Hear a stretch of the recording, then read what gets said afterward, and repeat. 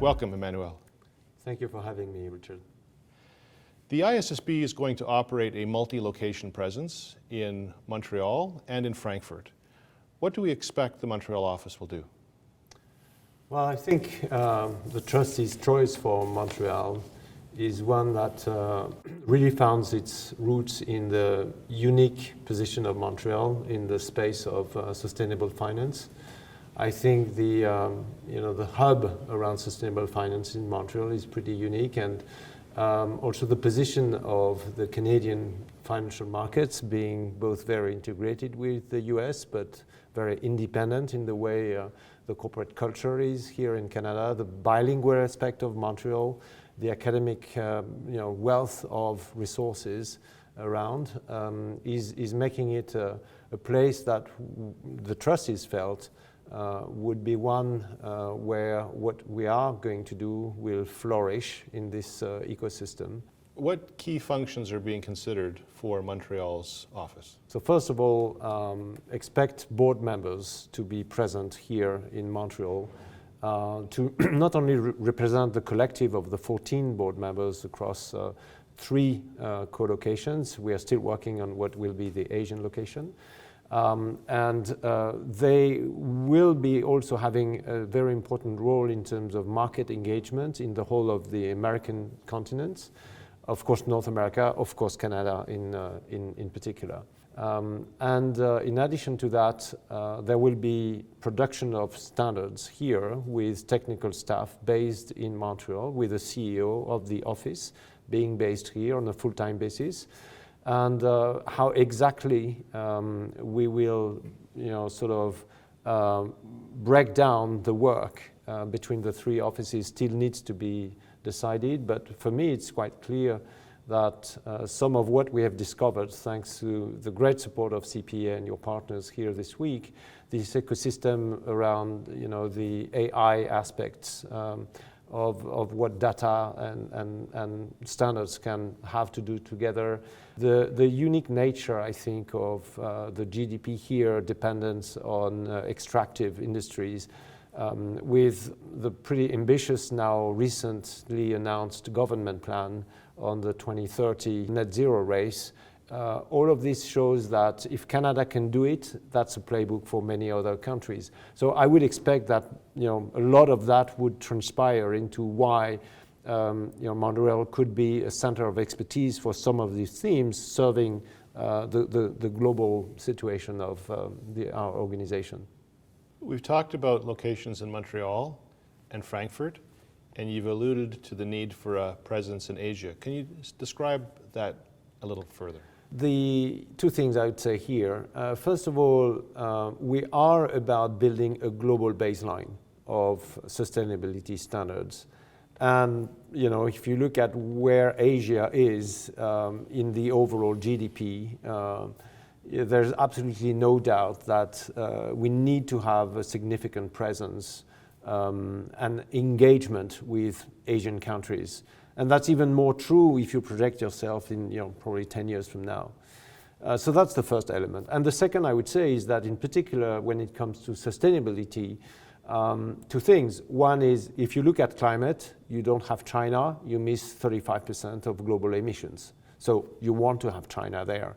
But you want to have also other countries around in this region because that's where GDP is growing, and wherever GDP is growing, climate topics are growing in many ways. And the other part of that is that sustainability, like social topics, for instance, inclusion and diversity, and very important human capital issues are very different in Europe, in America, and in China and other places. And so it's critical that we have a broad representation around the table of discussions at the board of all these different constituencies. And I would even say, even more than Asia, overall, global South representation at the table of those discussions, because again, sustainability, different from accounting, is really touching deep into the cultural and the societal reality of these countries. We've talked a bit about the global baseline for sustainability standards. yet each country might see that it needs to do something special or unique for its own circumstances. How would that work? Yes, the first thing I should say is that this global baseline is in no way the smallest common denominator. We have constructed it aligned with our remit, our role, our mission under the constitution of the IFRS, which is to answer the needs of investors. So everything that we do, the quality and the ambition of the standards that we set are here to ensure that we fully meet those needs. So it's a full baseline. And then some jurisdictions indeed might decide to go beyond the enterprise value materiality that we are focusing on. This is where our remit is, and might want to serve the purpose of, or the need for information of other stakeholders, policymakers and civil society. And this is where, on the basis of this global baseline, additional topics can be brought up by jurisdictions that would decide to do that. The ISSB has just released several exposure drafts, S1 and S2, general requirements, and climate. Why is it important for Canadians to pay attention and to respond? Well, first of all, let me say that I'm super excited about the fact that the teams were able to issue those drafts.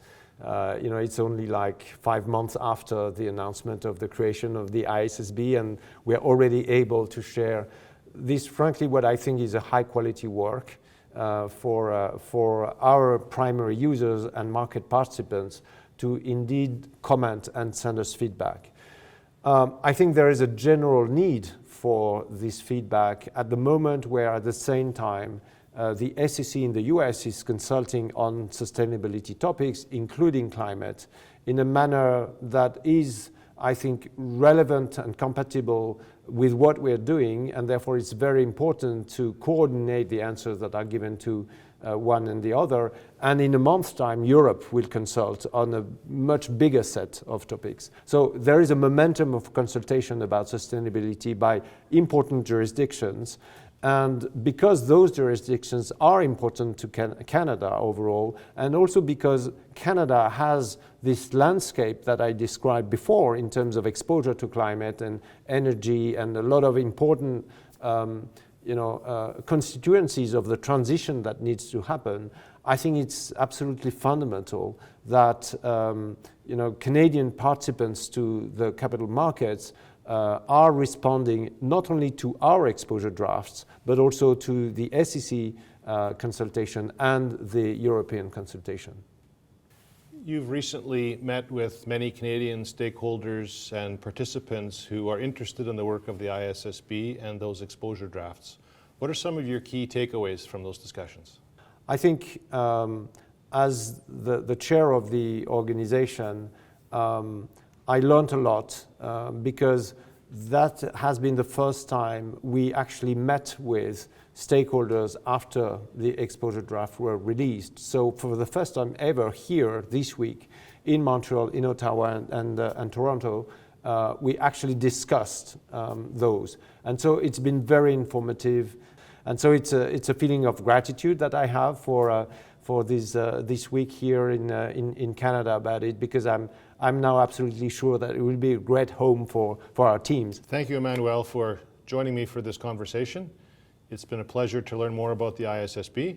Thank you very much, Richard, for your welcome. I'd just like to address your membership and beyond to say that accountants can change the world, and you are, and so thanks so much.